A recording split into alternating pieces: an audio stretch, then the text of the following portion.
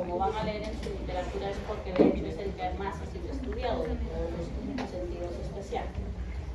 Por eso es que hay más información sobre él. Entonces, vamos a empezar comentando a partir de esta imagen, que pese a que para este órgano visual nosotros tenemos dos órganos básicamente que interactúan, que son dos ojos independientes, donde cada ojo coge más de una parte del campo visual que el otro, porque si ustedes notan y tapan un ojo respecto al otro, van a ver que el ojo derecho pues obviamente toma más del campo visual derecho y el ojo izquierdo más del campo visual izquierdo. Sin embargo, como esta información entra a la retina y de la retina se proyecta a la corteza occipital, nuestra corteza occipital se encarga de unificarla y entonces al final nosotros no notamos que vemos más de campo visual con un ojo que con el otro y nos da la impresión de que ambos ojos vieran lo mismo por igual, ¿ok? Pero básicamente esto sucede por la forma en la cual está dispuesta la vía visual y que como vamos a ver en el esquema que va a trabajar esta parte de la vía visual, combina información de un ojo con información del otro ojo para proyectarla finalmente a la corteza occipital.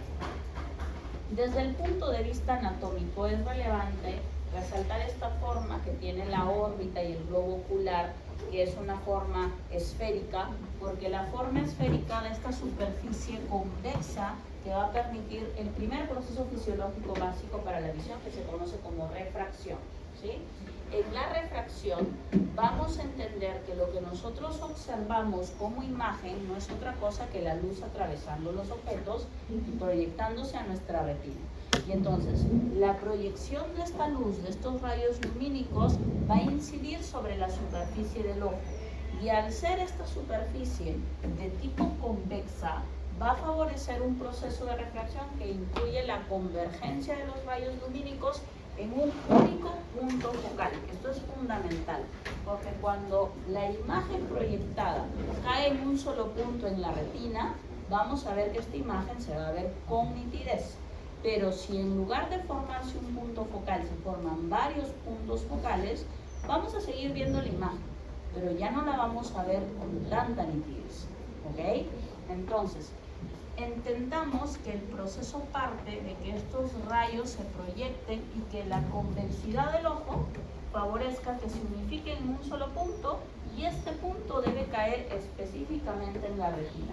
Si el punto cae por delante o por detrás de la retina, vamos a ver que en lugar de un solo punto focal se van a formar múltiples puntos focales y eso va a afectar nuestra visión, ya sea cercana o lejana, dependiendo del tipo de error de refracción que tengamos. Ya lo vamos a explicar un poco más adelante. Entonces, característicamente, en esta forma esférica que tiene el ojo, cada una de las estructuras, tanto de la cámara anterior como de la cara posterior del ojo, ayuda en esta capacidad de refractar los rayos lumínicos a la retina.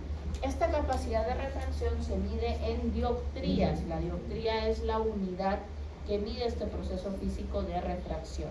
Luego, cuando ustedes les dan un lente, el grosor que hay que darle a la lentilla para poder ajustar la refracción en su ojo se mide en poder dióptrico y les dicen, necesita 0.3, 0.4, 1.0. Ese es el poder dióptrico de refracción de un lente. Aquí los elementos del ojo prácticamente se comportan como si fueran lentes que refractan la luz, ¿ok? De hecho, cada uno contribuye con un poder dióptrico, pero hay uno de ellos que tiene la capacidad de cambiar este poder dióptrico y de adaptarlo de acuerdo a la condición de distancia a la cual se encuentre el punto que vamos a visualizar. ¿Cuál es esta estructura que tiene un poder dióptrico que es variable? Esta estructura es esta que está aquí, que se llama cristalino, ¿okay? El cristalino es un elemento especial porque, como vamos a ver acá, se va a comportar como un lente que va a adaptar su convexidad y por lo tanto su poder de refracción gracias a que es una estructura bastante maleable, bastante moldeable, bastante flexible. Esta estructura está formada por una cápsula que en su interior contiene un gel viscoso Imaginen al cristalino como estas prótesis de mama que se ponen las mujeres gracias a los cirujanos plásticos, que son una cápsula y dentro hay un gel viscoso que le da esta forma maleable, ¿sí? Entonces, lo mismo pasa con el cristalino, ¿sí? Yo puedo hacer que este cristalino se haga muy plano o puedo hacer que este cristalino abombe dando una forma mucho más convexa, ¿ok? ¿Cómo conseguimos regular ese grado de adaptabilidad del cristalino? Vamos a ver que esto está dado y vamos a regresar por acá.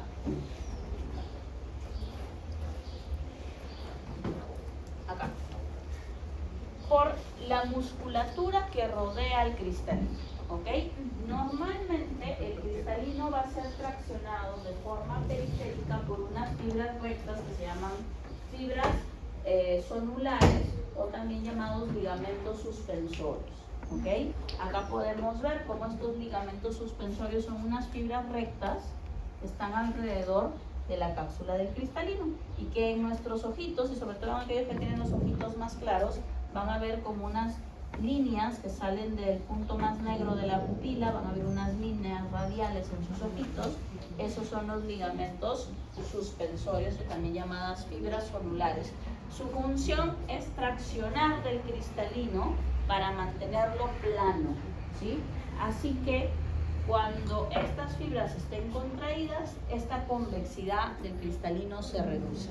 Cuando nosotros vemos de lejos, la misma distancia de los objetos favorece que la refracción sea más probable en la retina y no es necesario que el cristalino nos ayude para formar el punto focal en la retina. La distancia de los objetos hasta mi ojo favorece que el punto focal caiga en la retina. Pero eso no pasa cuando yo quiero ver un objeto cercano. Cuando yo quiero ver un objeto cercano, yo lo voy a ver borroso porque obviamente la distancia favorece que el punto focal se forme detrás de la retina. ¿Cómo ajusto esto para ahora yo ver el objeto nítido? Con este proceso que se llama acomodación. ¿En qué consiste la acomodación? En que el cristalino deje de estar plano y ahora abombe para volverse más convexo y de esta manera favorecer la refracción hacia la retina, ¿sí? ¿Cómo se consigue que esto que estaba plano se vuelva convexo ahora que yo quiero ver de cerca? Obviamente, si lo que mantiene plano al cristalino son las fibras sonulares, yo necesito que las fibras sonulares se relajen. Pero para conseguir que las fibras sonulares se relajen, yo necesito que el músculo ciliar se contraiga. ¿Por qué? Porque el músculo ciliar está rodeando a estos ligamentos suspensorios, ¿ok? Si el músculo ciliar se constriñe, la pupila se constriñe, esto se hace más chiquito y se acerca y entonces los ligamentos que estaban a tensión se relajan, ¿ok? Entonces, algo que es fundamental para que yo pueda hacer este proceso de acomodación y conseguir la relajación de las fibras sonulares y el abombamiento del cristalino es que el músculo ciliar se constriñe, es decir, que la pupila se haga pequeñita, hagamos miosis. Y entonces ustedes van a ver que cuando ustedes pasan de mirar de lejos, visión periférica, a mirar un objeto bien cercano para poderlo ver nítido, lo que tienen que hacer es constriñir la pupila para que se produzca el proceso de acomodación. ¿Quién favorece este proceso de miosis y acomodación del cristalino? ¿Qué rama o qué eferencia autonómica? ¿La simpática o la parasimpática? La parasimpática, ¿sí? Y entonces ustedes van a ver que en las tablitas de los efectos parasimpáticos en ojo no solo dice miosis, sino también dice acomodación. ¿A qué se refiere? A la acomodación del cristalino para la visión cercana. Cada vez que nosotros queremos ver algo de cerca con nitidez, trabaja la división autonómica parasimpática de forma, como se dice, involuntaria para hacer este proceso de acomodación, ¿ok? Sin embargo, es importante rescatar que esta flexibilidad del cristalino se va a perder con el envejecimiento. Como parte del proceso de envejecimiento, el cristalino se va a volver rígido. tanto porque la cápsula se vuelve dura como que el gel viscoso que está dentro de ella también cambia de consistencia. ¿Y cuál es el problema con esto? Que obviamente ya no vamos a poder, si esto está rígido, por más que relajemos las fibras zonulares, el cristalino no se va a volver convexo. Y entonces, ¿cuál sería el problema? Que ya no se va a poder ver de cerca. Y eso es lo que pasa en la parte final de nuestras vidas. Todos necesitamos lentes para leer, ¿sí? ¿Por qué? Porque ya antes, cuando éramos jóvenes y podíamos poner acá el texto a 20, 30 centímetros y leerlo con claridad, cuando envejecemos, como el cristalino ya no acomoda para hacer este proceso, entonces ya no puedo ver de cerca. O estiro así muy lejos, pero ya las letras me quedan tan lejanas que si son chiquitas no las veo, o me pongo lentes para poder ver apropiadamente. Ese proceso natural que va a llevar a que todos, sin excepción, cuando ya seamos muy ancianos y tenemos lentillas para leer, se llama presbiopía o presbicia. ¿Okay? En la presbiopía o presbicia, el paciente no tiene problemas para ver de lejos, solo tiene problemas para ver los objetos cercanos y para la lectura en específico, y es por los cambios del envejecimiento del cristalino. ¿Okay? El cristalino se vuelve rígido. ¿Okay? Ahora, no solamente los errores de refracción pueden ser por la edad, por el envejecimiento, sino puede ser por un tema genético, ¿sí? Y algunos de nosotros desde niñitos hemos tenido problemas con la capacidad de poder ver la imagen con nitidez y hemos terminado usando lentes, incluso algunos desde antes del preescolar, ¿sí?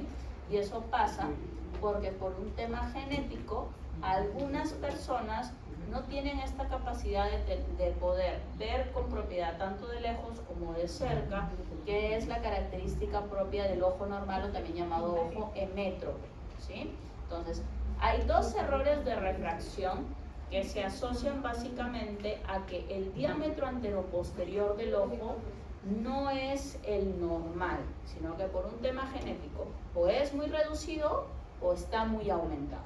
En el caso de los hipermétropes, el diámetro anteroposterior es menor que el de un ojo normal, lo cual hace que cuando se forme el punto focal caiga por detrás de la retina, ¿sí?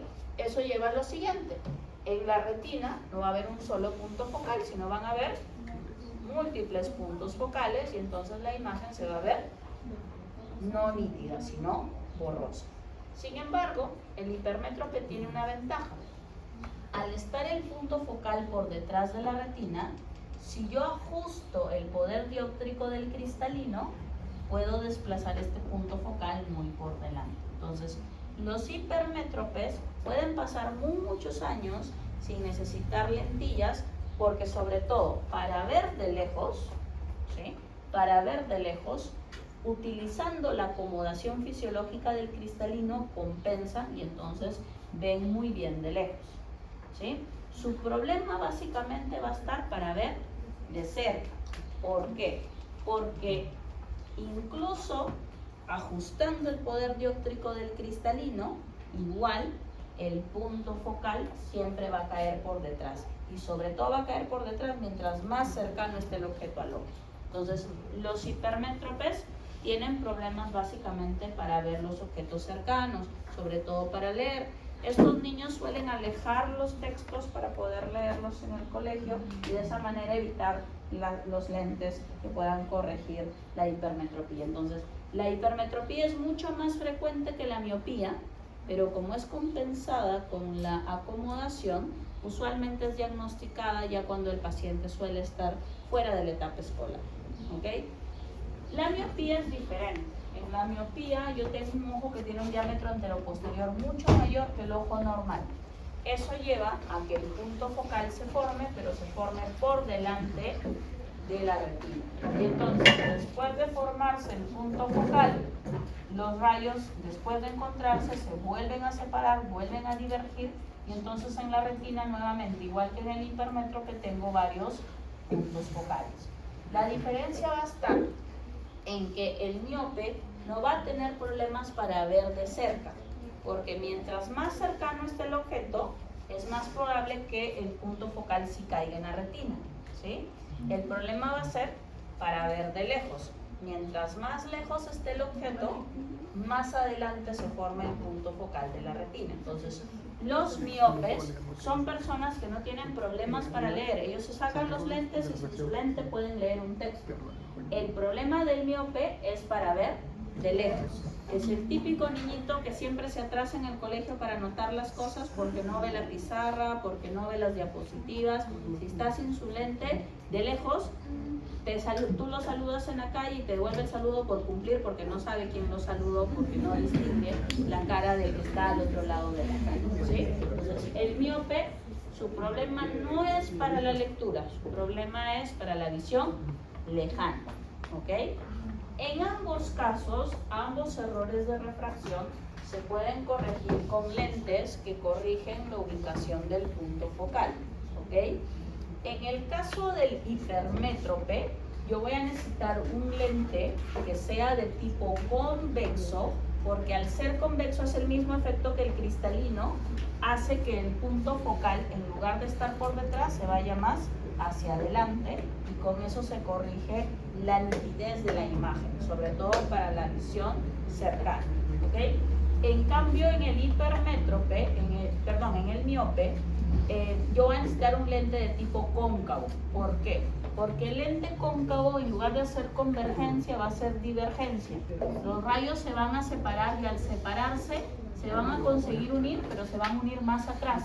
Y entonces el punto focal que estaba muy adelante voy a conseguir retrocederlo hacia la retina, ¿ok? Entonces, hipermetropía, lente convexo; miopía, lente de tipo cóncavo. Y hay un error de refracción que no tiene que ver con el diámetro anteroposterior del ojo, ¿sí? Sino que este error de refracción tiene que ver con la regularidad de la superficie convexa de la cámara anterior, ¿sí? Si tu ojo no es completamente bien convexo, sino que es medio irregular, se produce esta patología que se llama astigmatismo. Se entenderá que si no es uniformemente convexo, los rayos ya no refraccionan en un solo punto focal, sino que hay unos que van un punto, otros que van otro punto, y esos múltiples puntos hacen que yo vea borroso, tanto de lejos como de cerca. Sobre todo que no vea nítidos los bordes de las letras, ¿sí? O los bordes de los objetos. Esta patología también se puede corregir con un lente, solo que aquí se necesita un lente incluso muy diferente al de los otros dos. El lente que necesitamos para corregir el astigmatismo es un lente cilíndrico, ¿ok? Y ustedes dirán, profesora, pero yo miro mi lente y mi lente no me parece ni cóncavo, ni convexo, ni cilíndrico, me parece un vidrio que más parece plano que otra cosa. ¿Cómo es entonces que estamos corrigiendo? Porque una cosa es el grosor del vidrio. En todo ese grosor del vidrio, dentro de ese vidrio están puestas las lentillas, ¿sí? Yo puedo combinar incluso dos tipos de lentillas, porque, por ejemplo, lo frecuente es que mi paciente sea miope y sea astigmata, o sea hipermétrope y sea astigmata. Entonces, lo que hacemos es combinar incluso a veces dos tipos de lentillas en un solo vidrio para poder corregir ambos errores de refracción. Y aunque ustedes no lo crean, no es el grosor del lente, sino es la forma de la disposición de las lentillas dentro del vidrio lo que permite corregir el error de refracción.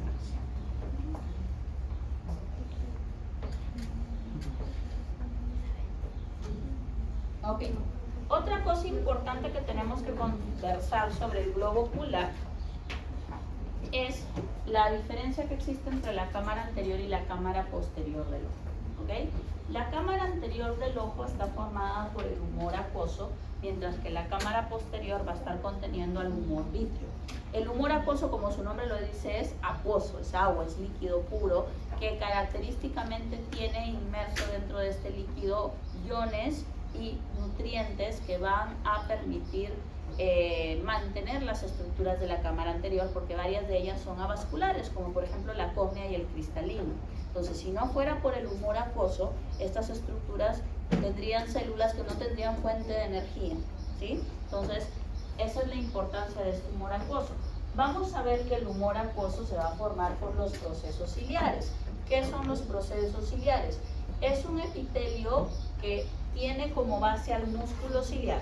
Sobre el músculo ciliar este epitelio se especializa y forma los procesos ciliares, en los cuales la parte que está debajo del epitelio tiene vasos sanguíneos, entonces de aquí se extrae un ultrafiltrado del plasma, que tiene agua, iones y sustratos, y esto es vertido gracias a los procesos ciliares a la cámara anterior del ojo, ¿sí?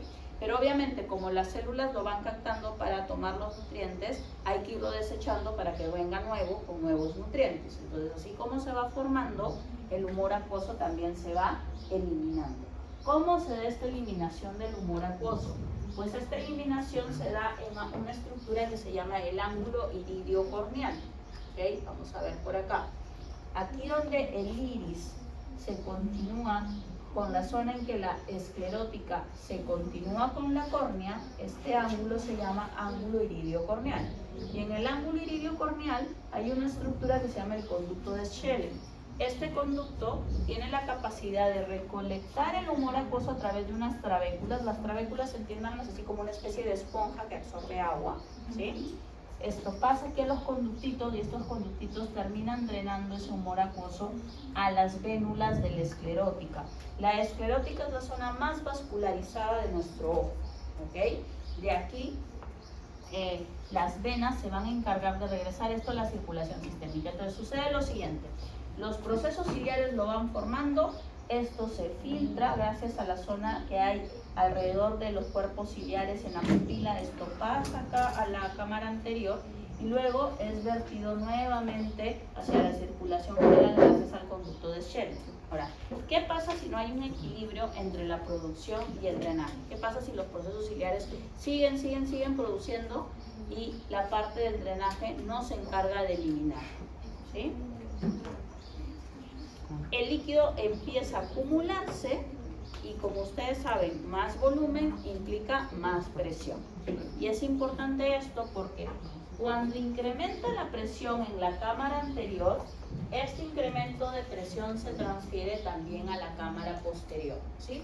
¿Por qué la cámara posterior tiene humor vítreo? El humor vítreo, a diferencia del humor acuoso, es como un gel, es como una gelatina, ¿sí?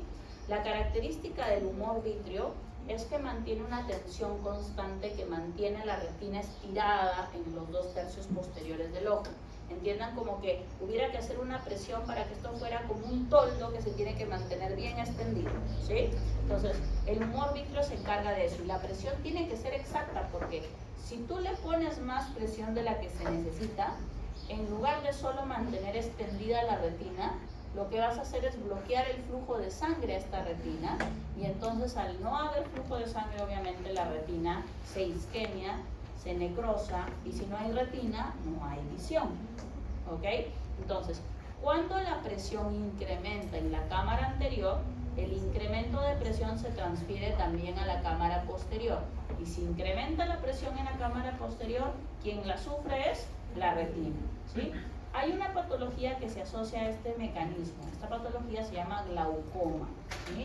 Cuando hay problemas en el drenaje del humor acuoso y no se corrige este problema, a la larga el paciente puede perder la visión por lesión indirecta de la retina, ¿ok? Y hay dos tipos de glaucoma, el glaucoma de ángulo abierto y el glaucoma de ángulo cerrado. En el glaucoma de ángulo cerrado, característicamente por un tema anatómico, este ángulo es más estrecho del orbital, es un ángulo más cerrado. Ustedes saben que los ángulos son en grados, ¿verdad? ¿Sí? Mientras más agudo el ángulo, más cerrado esto, más difícil drenar. Y entonces los pacientes con glaucoma de ángulo cerrado usualmente son variantes anatómicas. Está más asociado esto a la miopía y mientras más severa es la miopía, más riesgo existe de glaucoma de ángulo cerrado. Por eso, aquellos que tengan miopía, es importante que cuando hagan sus evaluaciones de la medida ocular para ir adaptando su lente de acuerdo a cómo progresa su miopía, también valoren la necesidad de hacerse tonometría, que es algo súper sencillo. Es como un lapicerito que lo pegan a tu ojito y eso mide tu presión intraocular, ¿sí? Y es importante que en su chequeo también siempre, sobre todo ya a partir de los 30 años, les hagan siempre la tonometría, porque los miopes tienen mucho más riesgo de aumento de la presión intraocular por glaucoma de ángulo cerrado, ¿sí? ¿Y qué es el glaucoma de ángulo abierto? es aquel en el que el problema no es anatómico, el problema es básicamente que las trabéculas y el conducto de Schelling se tapan, ya sea por un proceso inflamatorio, cicatrizal, usualmente secundario a infecciones crónicas en la cámara anterior del ojo, uveitis, conjuntivitis viral, úlcera corneal. Cuando ha habido una infección permanente o algún proceso inflamatorio secundario, por ejemplo, enfermedades autoinmunes, esto se cicatriza, se fibrosa, se tapa y entonces ya no drena. Y obviamente eso produce también incremento de la presión intraocular. ¿Okay? Esto generalmente es secundario más que un tema genético congénito. Por último, vamos a hablar de la retina, ¿sí? De hecho, al final lo más importante de la visión es que la imagen se proyecte en la retina para que la retina reconozca esto a través de fotorreceptores y un proceso de fototransducción y lo convierta en potenciales de acción que avancen por la vía visual hacia la corteza occipital, ¿ok? Y entonces, por histología, ustedes ya conocen las capas de la retina, saben que aquí hay diferentes tipos de neuronas. Solo voy a rescatar el hecho de la capa pigmentaria. ¿Por qué necesitamos esta capa que es rica en melanina, que es la capa pigmentaria, que es una capa lleno de unas células que le dan una coloración oscura a la retina? Básicamente es porque los objetos oscuros suelen atraer la luz, ¿sí? Y las radiaciones lumínicas. Si no, por ejemplo, lo que pasa cuando ustedes en pleno verano se ponen con un polo negro debajo del sol, van a ver cómo el objeto, en este caso el polo negro, atrae la radiación lumínica y por eso les da más sensación de calor que si se hubieran puesto un vestido blanco, ¿sí? Entonces, lo mismo hace la capa pigmentaria. La luz entra por la membrana limitante interna, entonces yo quiero atraer esa luz hasta la parte final de la retina y para eso tengo esta última capa que es oscura, ¿sí? El objetivo es que la luz sea atraída aquí para que rebote en esta zona de conos y bastones, pero específicamente en esta zona que se llama el segmento externo de los conos y los bastones. Vamos a ver que los conos y los bastones tienen esta estructura que está formada por un segmento externo. Aquí en el segmento externo van a estar las sustancias que van a reaccionar a la luz. En el caso de los bastones, esta sustancia se llama rodoxina y en el caso de los conos, estas sustancias se llaman pigmentos de color. ¿Ok? También aquí en este segmento externo va a haber una gran cantidad de canales de sodio y calcio que van a ser dependientes de GMP cíclico, ¿ok? Y en la parte del segmento interno van a abundar las mitocondrias para producir ATP y este ATP es necesario porque aquí en el segmento interno vamos a tener a las bombas de sodio, potasio, ATPasa que se van a encargar de restablecer los potenciales de membrana cada vez que movilicemos iones a través de los canales del segmento externo. ¿Okay? Esta es la que restablece el equilibrio de cargas y por eso, obviamente como esto utiliza ATP, necesitamos aquí mitocondrias. Luego tenemos ya el núcleo y luego tenemos el axón que se va a convertir en el cuerpo sináptico que va a conectar a estos conos y bastones, los va a conectar con la célula bipolar y luego esta célula bipolar se va a conectar con la célula ganglionar y son los axones de las células ganglionares los que van a formar el famoso nervio óptico. ¿Ok? Esta conexión es muy importante, cono, célula bipolar, célula ganglionar. Profesora, pero por histología yo he aprendido que además tenemos otras células, aquí otras neuronas, como las horizontales y las amacrinas, ¿sí? Cierto. Estas de acá funcionan como interneurones, ¿ok? Que van a permitir los efectos de excitación e inhibición lateral, ¿sí? ¿A qué me refiero con estos efectos de excitación e inhibición lateral? Por acá los vamos a ver, ¿sí? ¿Se acuerdan que cuando empezamos el ciclo conversamos de los campos receptivos? ¿Sí? ¿Qué eran los campos receptivos?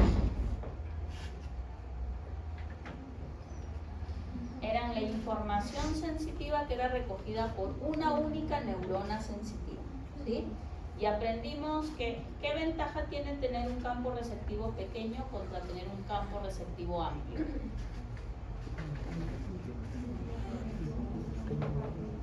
Por ejemplo, en el tacto, que es lo primero que estudiamos. ¿Qué ventaja tenía que yo tenga el corpúsculo de Meissner, que tiene un campo receptivo pequeño, a que yo tenga, por ejemplo, un corpúsculo de Pacini, que tiene un campo receptivo más grande?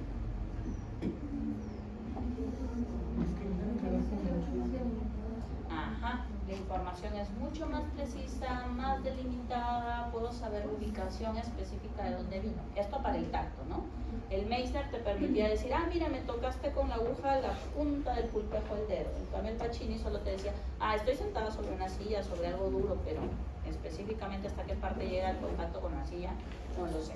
Entonces, en el tacto fino y el tacto grosero, la definición de las características de la información sensorial que se recoge son más precisas si tú tienes un campo receptivo pequeño a que si tienes un campo receptivo amplio.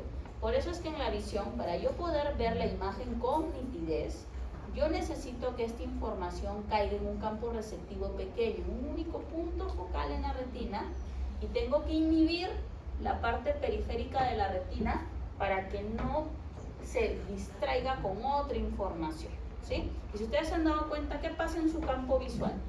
La parte central de su campo visual ve con nitidez, la parte periférica ve ya un poco más borroso y hay una parte que ya no ven, ¿sí? ¿Ok? Eso sucede porque hay una zona de excitación. Esta zona de excitación está por estas conexiones entre el cono del bastón con la bipolar y la ganglionar. Y hay una zona sin excitación ni inhibición, que es una parte alrededor de esa zona en la retina, que les permite esa visión de los extremos de su campo visual un poco difusa, no tan clara. Y hay una zona de inhibición que sí o sí no te deja ver absolutamente nada, porque ahí esta inhibición está dada por las conexiones con las interneuronas que bloquean el resto de retina periférica. ¿Ok? Entonces, vamos a ver aquí que si bien todas las capas de la retina están dispuestas a lo largo de todos estos 2/3 del globo ocular que son recubiertos por retina, hay una parte de la retina donde estas capas están más adelgazadas y un poco desplazadas para favorecer que la luz cuando entra proyecte mucho más fácil a la capa de conos y bastones. ¿Ok?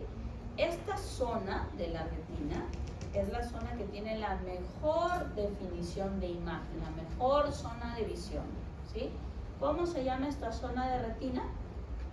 Se llama fovea centralis, que es el centro de una estructura que tenemos en la retina que se llama la mácula, ¿sí?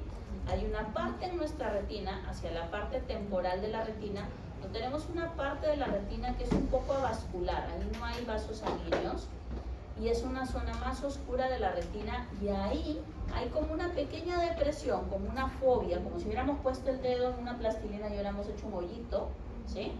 Esa parte más deprimida en la zona de la mácula se llama fovea central o fovea centralis, y esa es la zona de máxima visión de nuestra retina.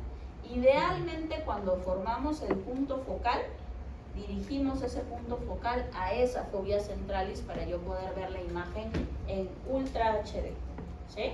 Entonces, ¿qué sucede? ¿Por qué esta zona tiene mejor visión que el resto de retina? Porque sucede que esta zona de la fovea centralis tiene mayor cantidad de conos que el resto de la retina, ¿sí? Toda la retina tiene una cantidad de conos, pero esta específicamente tiene mayor cantidad de conos. También tiene una buena cantidad de bastones, pero igual el resto de retina también tiene bastones. Lo más importante de la fovea centralis es que tiene mayor cantidad de conos. ¿Y qué diferencia hay entre el cono y el bastón? ¿Cuál es la función del cono? ¿Cuál es la función del bastón? Los conos sirven para distinguir las gamas de color, ¿sí? Poder distinguir entre un amarillo, un naranja, un rojo, un verde, para eso existe el cono. Mientras que el bastón sirve para reconocer los grados de intensidad lumínica, es decir, para reconocer si estamos en oscuridad, si estamos en una luz extrema, en una luz intermedia, ¿sí? Los grados de intensidad lumínica, bastones. Las gamas de color, conos, ¿ok? Y entonces en una imagen clara lo más importante para ver la nitidez de la imagen es reconocer sobre todo los colores. Por eso es que la máxima visión se genera en esta zona en la que abundan los conos. Es cierto, también hay bastantes bastones, pero sobre todo conos. Ahora, hay una parte de la retina que no tiene conos y no tiene bastones, y por lo tanto cuando el punto focal cae en esa zona simplemente obviamos esa imagen, ¿sí? ¿Cómo se llama esta zona?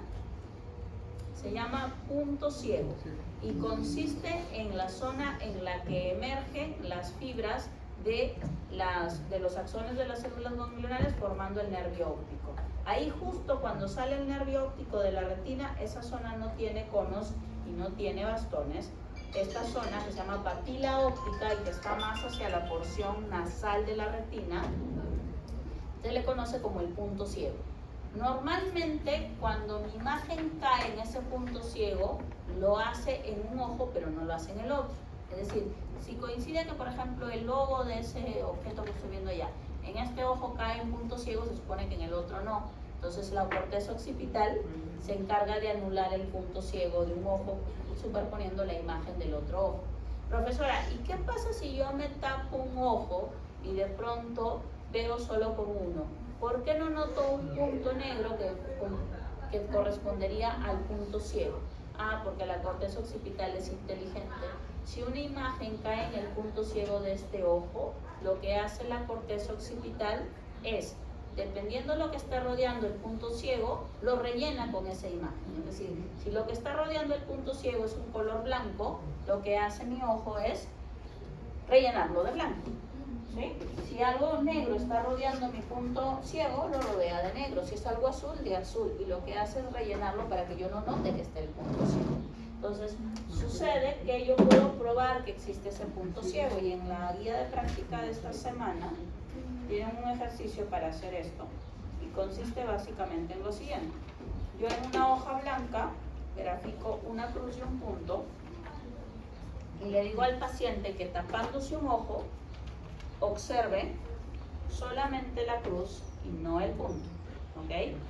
Y entonces el paciente centra su visión en la cruz y no en el punto, y yo lo pongo primero esto de lejos, ¿sí? Entonces, viéndolo de lejos, el paciente va a ver la cruz, pero va a seguir viendo el otro punto, porque pese a que su visión se está enfocando en la cruz y toda esta imagen de la cruz está cayendo en la fobia centralis para ver con nitidez la cruz, con la parte periférica que no cae en la fobia centralis, yo estoy viendo acá el punto. Lo veo borroso, pero ahí está el punto.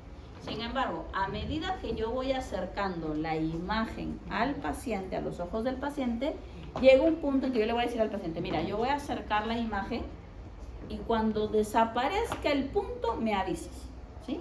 Y va a haber un momento en que yo acerco la imagen y el paciente me dice, ya no veo el punto, veo blanco la hoja.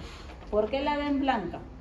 Porque esto cayó en el punto ciego y como lo que rodea esto es blanco, lo que hace la corteza occipital es rellenarlo de blanco y tú ves como si ya alguien hubiera borrado mágicamente el punto en la hoja, ¿sí? Y eso pasa porque cayó en el punto ciego. Característicamente, como verán aquí en la imagen, hay una distancia entre la fobia centralis y el punto ciego que es más o menos aproximadamente entre 15 y 30 grados. Entonces, justamente va a haber una distancia especial a la cual tú acercas estos objetos y vas a encontrar el punto ciego en un ojo normal, ¿sí? Entonces, en eso consiste el ejercicio y básicamente demuestra que en efecto nuestra corteza occipital nos puede engañar, ¿no? Y puede rellenar los vacíos de imagen visual.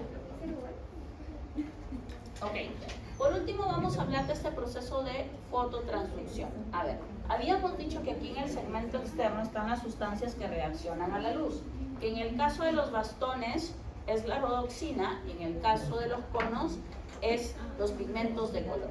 ¿Qué de especial tienen estos? Lo que sucede es que ambas sustancias están formadas por dos elementos. Un elemento es un sustrato que viene de la vitamina A, que viene del retinol, ¿ok? Y el otro elemento es la oxina, que es una proteína. Normalmente estas van a estar unidas formando este elemento, ya sea la rodoxina o el pigmento de color.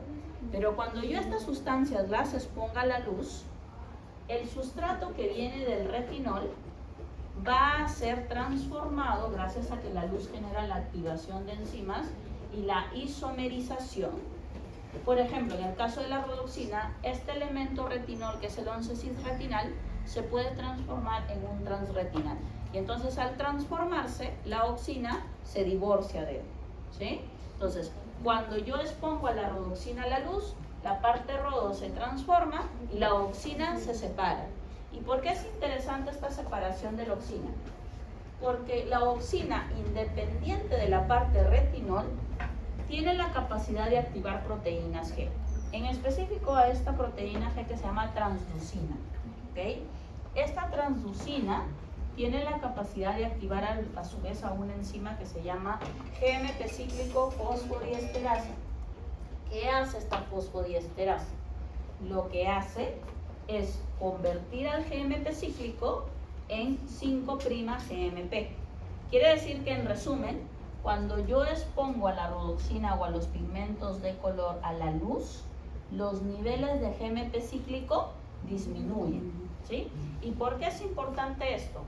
Porque los canales de sodio y calcio, que también están ahí en el segmento externo, son dependientes de GMP cíclico.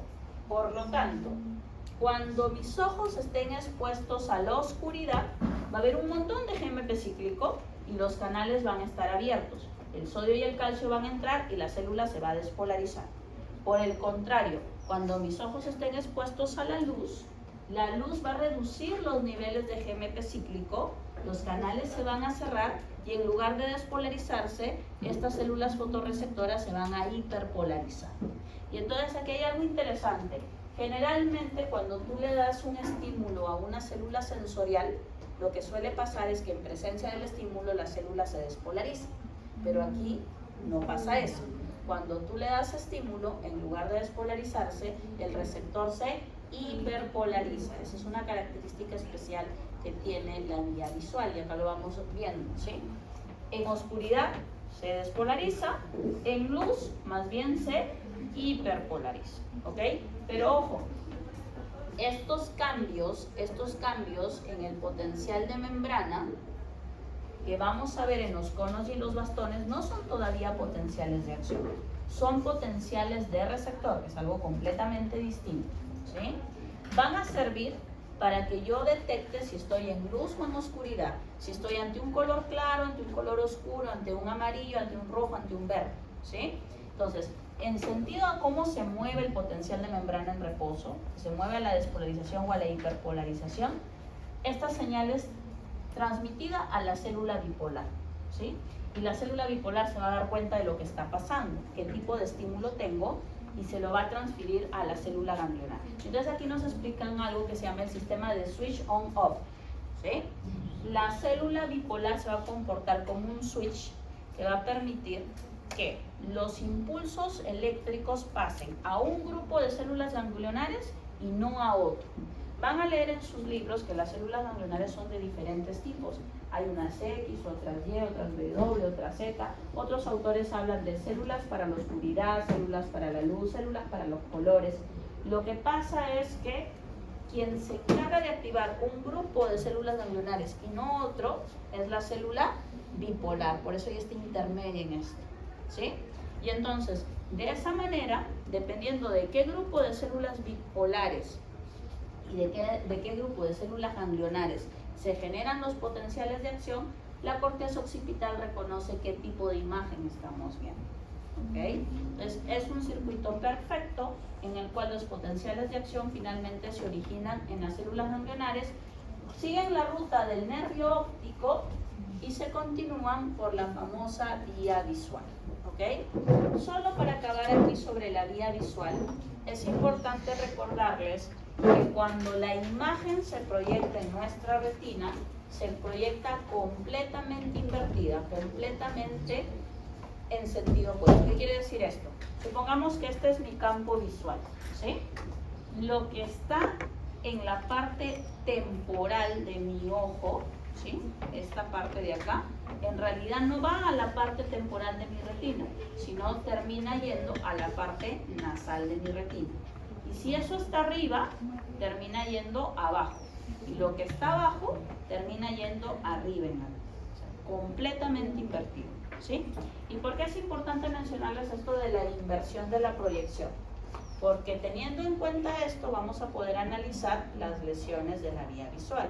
Primero hay que saber que entonces, miren, esta información temporal está yendo a la retina nasal, esta información nasal está yendo a la retina temporal. Segundo, cuando las fibras avanzan después de que se forman los nervios ópticos, cuando llega a la altura del quiasma, se entrecruzan solo en el quiasma las fibras de la retina nasal. Por ende, si se lesiona el quiasma, se compromete solo la retina nasal de ambos ojos. Pero la retina nasal, ¿qué parte veía del campo visual? La parte temporal. Por eso es que las lesiones del quiasma óptico producen este tipo de lesión que se llama hemianopsia bitemporal, que es un tipo de hemianopsia heterónima. ¿Por qué? Porque en un ojo estoy perdiendo la parte derecha y en el otro ojo estoy perdiendo la parte izquierda de mi campo visual, ¿sí? Ahora, una vez que ya se entrecruzan las fibras en el quiasma, las fibras de la retina temporal siguen rectas y yo recibo las fibras de la retina nasal del otro ojo. Y entonces, después del quiasma, yo tengo una vía visual que está formada por información de un ojo y por información del otro ojo, ¿sí? La información de la parte de la retina temporal de ese ojo y la información nasal de la retina del otro ojo, ¿sí? Si se lesiona esta zona del tracto óptico o si se lesiona la radiación óptica, que es la información cuando ya pasó por el cuerpo geniculado lateral del tálamo, si yo tengo una lesión completa del tracto óptico o una lesión completa de la radiación óptica, entonces yo voy a obtener este tipo de lesión que se llama 5 y 8, la hemianopsia de tipo homónimo, que consiste que en ambos ojos yo voy a perder el mismo lado del campo visual, ¿ok? En este caso, ¿sí? Vamos aquí a esta lesión, ¿sí? Yo estoy perdiendo, por ejemplo, esta es la lesión del tracto óptico derecho. Yo estoy perdiendo la retina temporal de este ojo, pero la retina temporal es la parte nasal de mi campo visual. Acá lo estoy viendo, estoy perdiendo el campo nasal de mi campo visual del ojo derecho. Pero aquí también pasa la retina nasal del otro ojo, pero la retina nasal del otro ojo es el campo temporal del otro ojo. Por lo tanto, en ambos ojos, en uno estoy perdiendo la parte nasal, el otro la parte temporal, pero al final en ambos ojos estoy perdiendo el lado izquierdo de mi campo visual. Por eso se llama hemianopsia homónima. Y siempre, si la lesión es derecha, lo que yo voy a perder es el campo visual izquierdo en ambos ojos. Si la lesión es izquierda, voy a perder el campo visual derecho en ambos ojos, ¿ok? Ahora, si esta lesión se produce en la radiación óptica, pero más cerca a la llegada de estas radiaciones hacia la corteza occipital, esta hemianopsia homónima va a tener un nombre especial. Se va a llamar hemianopsia homónima con preservación macular.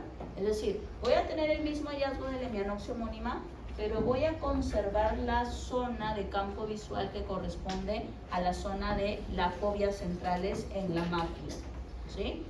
Y esto pasa porque en la parte final las radiaciones ópticas forman un tracto independiente para la información que viene de la mácula, y eso pasa porque en la corteza visual primaria, que es el área 17 de Brodmann, hay una zona exclusiva para la mácula y una zona para el resto de retina. Y entonces se separa un trayecto independiente solo para la mácula, y mientras más cerca a la corteza occipital esté la lesión, es más probable que ese trayecto se conserve, ¿sí? Por eso es que vamos a ver esta hemianopsia homónima con preservación macular. Profesora, y ahí también hay estas lesiones en las que yo veo solo el compromiso de un cuadrante, ¿sí? Estas lesiones se llaman las cuadrantoxias, ¿ok? Y las cuadrantoxias se producen cuando la lesión en la radiación óptica no es total, sino es parcial. O es de la parte medial o es de la parte lateral. La característica es que la cuadrantoxia va a ser el mismo lado y el mismo cuadrante en ambos ojos. Es decir, si es el cuadrante superior izquierdo, es en ambos ojos el cuadrante superior izquierdo.